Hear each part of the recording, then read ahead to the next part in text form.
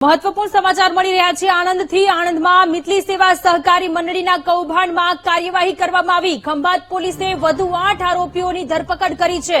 મંડળીના chairman સહિતના આરોપીઓની ધરપકડ કરવામાં આવી છે। કેડીસીસી બેંક સાથે રૂપિયા મળી 2.4 કરોડની છેતરપિંડી કરી હતી। આરોપીઓ સભાસદોની લોનના નાણાં ચાઉ કરી ગયા। ખોટા દસ્તાવેજો આપી ષડયંત્ર રચ્યું હતું। ખંભાત પોલીસમાં ફરિયાદ નોંધાઈ હતી।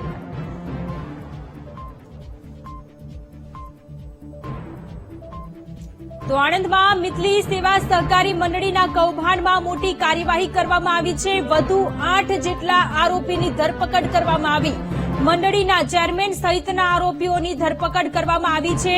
કેડીસીસી બેંક સાથે 2.4 કરોડની છેતરપિંડી કરી હતી। આરોપીઓ સભાસદોની લોનના નાણાં ચાઉ કરી ગયા હતા। ખોટા દસ્તાવેજો આપી અને આખું ષડયંત્ર રચવામાં આવ્યું હોવાની વિગતો મળી। ખંભાત પોલીસમાં ફરિયાદ નોંધાઈ છે અને પોલીસે અત્યારે કાર્યવાહી કરી છે। મોટી કાર્યવાહી કરવામાં આવી। 8 જેટલા આરોપીની ધરપકડ કરવામાં આવી છે। આપને જણાવી દઈએ મંડળીના ચેરમેન સહિતના આરોપીઓની ધરપકડ કરવામાં આવી છે। કેડીસીસી બેંક સાથે કરી હતી રૂપિયા 2.4 કરોડની છેતરપિંડી આચરવામાં આવી હતી। આરોપીઓ સભાસદોની લોનના નાણાં ચાઉ કરી ગયા હતા। ખોટા દસ્તાવેજો આપી આખું ષડયંત્ર રચ્યું હતું। ખંભાત પોલીસ દ્વારા કાર્યવાહી કરવામાં આવી છે। ખંભાત પોલીસે 8 જેટલા લોકોની અત્યારે ધરપકડ કરી લીધી છે। ચેરમેન સહિતના આરોપીઓની ધરપકડ કરવામાં આવી છે। કરોડોની છેતરપિંડી આચરવામાં આવી। કેડીસીસી બેંક સાથે છેતરપિંડી આચરવામાં આવી। આખું કૌભાંડ સામે આવ્યું હતું। સમગ્ર મામલે ખંભાત પોલીસમાં ફરિયાદ નોંધાઈ હતી અને ફરિયાદના આધારે ખંભાત પોલીસે આરોપીઓની ધરપકડ કરવા માટેની તજવીજ પણ હાથ ધરી અને હવે આખરે સફળતા પણ મળી ચૂકી છે। વધુ એક વખત સહકારી મંડળીમાં કરોડો રૂપિયા ચાઉ કરી ગયાની આખી ઘટના સામે આવી છે। કેડીસીસી બેંક સાથે 2.4 કરોડ રૂપિયા ચાઉ કરી ગયા।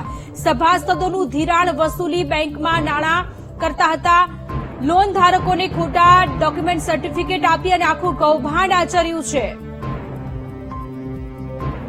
સંવાદદાતા ઘનશ્યામ આપણી સાથે લાઈવ જોડાયેલા છે। ઘનશ્યામ, વધુ એક વખત સહકારી મંડળીમાં કૌભાંડ સામે આવ્યું છે। આણંદમાં મિતલી સેવા સહકારી મંડળીનું કૌભાંડ સામે આવ્યું। વધુ 8 જેટલા આરોપીઓની ધરપકડ કરી છે। આખો મામલો શું છે? ચોક્કસથી જણાવી દઈશ કે જે કેડીસીસી બેંક હોય છે તેનું ખંભાત જે મિતલી સેવા સહકારી મંડળી છે તેની સાથે જોડાણ હતું અને મિતલી સેવા સહકારી મંડળીની ભલામણથી કેડીસીસી બેંકે 37 જેટલા જે લોન ધારકો છે, જે સભાસદો છે, તેમને લોન આપવામાં આવી હતી। લોનનો ઘણો સમય થઈ ગયો હતો, ત્યારબાદ રિકવરીની જવાબદારી જે મિતલી સેવા સહકારી મંડળી છે તેના જે સેક્રેટરી છે રમેશભાઈ વાળંદ તેમને સોંપવામાં આવી હતી।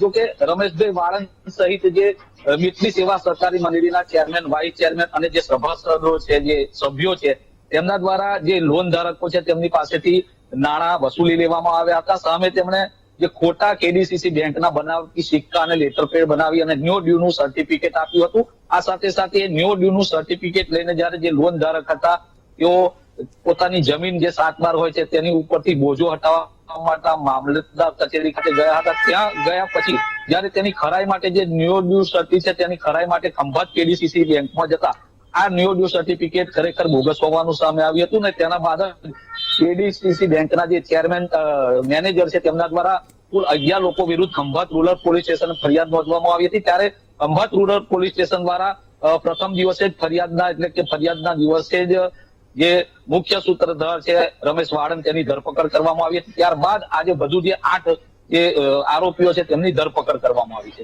જી ઘનશ્યામ, આભાર તમામ વિગતો માટે। તો મંડળીના ચેરમેન સહિતના આરોપીઓની ધરપકડ કરવામાં આવી। 37 જેટલા લોકોના નામે લોન લેવામાં આવી હતી। કેડીસીસી બેંકમાંથી લોન લીધી હતી અને ત્યારબાદ લોન રિકવરી કરવા માટે જ્યારે ગયા ત્યારે આખો મામલો સામે આવ્યો છે કે જે ડ્યુ સર્ટી હતા તે ખોટા હતા।